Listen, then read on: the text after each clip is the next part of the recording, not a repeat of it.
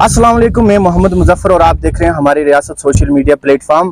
खेलन में आज एनसी की तरफ से, एनसी की वर्करों की तरफ से खासकर मोहम्मद अल्ताफ वानी एमएलए और एमएलसी भी रहे हैं, यहाँ पे लोगों से खिताब किया। सर, हम आपसे जानना चाहेंगे कि अगर आपकी पार्टी को ये लोग वोट देंगे, मियां अल्ताफ साहब को वोट देंगे, तो सर इन लोगों के लिए खासकर उसके बाद क्या फायदा रहने वाला है? अगर ये लोग वोट करेंगे मियां अल्ताफ साहब को, अगर एनसी को वोट करेंगे, तो उसके बाद इनको क्या फायदा है वो हम आपसे जानना चाहेंगे। और खासकर इलेक्शन के बाद कोई भी लीडर इनके पास क्यों नहीं आता है? खासकर ये सर हम देख रहे हैं, कम से कम 30-40 सालों से देख रहे हैं, नेता आते हैं, वोट लेते हैं, उसके बाद इन लोगों के साथ कोई भी नहीं होता है। तो सर इसकी क्या रीजन है? और दूसरा चाहेंगे कि एनसी को जब ये लोग वोट देंगे, उसके बाद पार्लियामेंट में मियां अल्ताफ साहब पहुंचेंगे, तो इन लोगों को क्या फायदा होगा? सर शुक्रिया, आपने मौका दिया यहाँ बोलने का।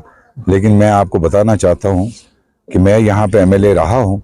अगर इनको मैंने काम नहीं किया होगा, चाहे बिजली की बात हो, चाहे सड़क की बात हो, तब जाके ये सारे लोग यहाँ पे आज जमा नहीं होते हैं। पहले मैं आपको ये क्लियर करना चाहता हूँ कि हम दूसरी जमातों की तरह नहीं है। नेशनल कॉन्फ्रेंस वोट लेके इनके साथ रहती आई है और इंशाल्लाह रहमान आगे भी रहेगी। और रहा सवाल मियाँ साहब का, देखिए आज का इलेक्शन जो है ये हमें अपने तशख्खुस के लिए लड़ना है। आज हमें बंड, नाले, ये मकानों की बात नहीं करनी है या इसकी दूसरी चीज़ों की। आज हमें ये देखना है, हिंदुस्तान का जो हमारा मुल्क है उसमें एक जमात है बीजेपी, उनको ये दिखाना है कि 5 अगस्त का जो फैसला था वो हमें मंजूर नहीं है।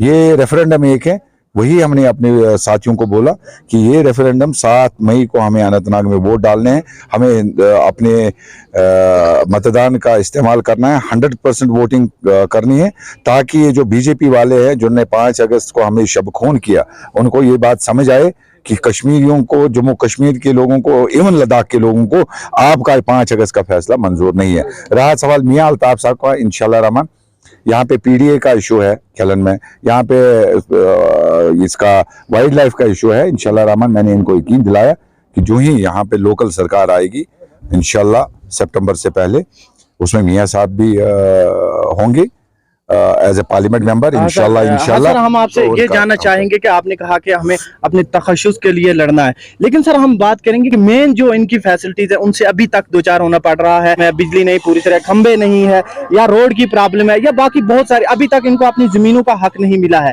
तो सर क्या आपका जो मैनिफेस्टो रहने वाला है एनसी का, वो सिर्फ क्या आर्टिकल 370 को लेकर रहने वाला है? अगर हम बाहर के रीजन में देखें, वहां पर जो है, वहां पर एक मैनिफेस्टो होता है, वहां पे गारंटीज पेश की जाती है लोगों को, हम ये देंगे, ये देंगे, एक किस्म से कंपटीशन होता है आपस में पार्टी। देखिए, आपको मैं क्लियर करना चाहता हूँ, पहली बार 35A के बाद और 370 के बाद इलेक्शन होने वाले हैं। जी सर। एक दूसरा, हमारा जो मैनिफेस्टो है, पार्टी का मैनिफेस्टो, आज की डेट में पार्लियामेंट इलेक्शन में कोई मैनिफेस्टो पार्टी का नहीं होता है। वो जनरल इंडियन ब्लॉक जो पार्टी है उनका मैनिफेस्टो है। उनका मैनिफेस्टो ये है कि अगर वो सत्ता में आए, वो पहला काम जम्मू कश्मीर के लिए ये करेंगे कि जो स्टेट है, स्टेटहुड वापस देंगे। बाकी जितने भी मैनिफेस्टो सेंट्रल गवर्नमेंट के, वो इंप्लीमेंट हो जाते हैं। रहा सवाल नेशनल कॉन्फ्रेंस के मैनिफेस्टो, आप थोड़ा सब्र करिए, इंतजार करिए, जो है असेंबली इलेक्शन नजदीक होंगे तो इंशाल्लाह रहमान मैनिफेस्टो जो पार्टी का होगा, चाहे बिजली को लेके, चाहे जमीन को लेके, चाहे नौकरियों को लेके, इंशाल्लाह रहमान आप भी सुनेंगे, आपके साथ शेयर भी करेंगे कि नेशनल कॉन्फ्रेंस का आने वाला मैनिफेस्टो असेंबली इलेक्शन में क्या होगा। शुक्रिया, थैंक यू।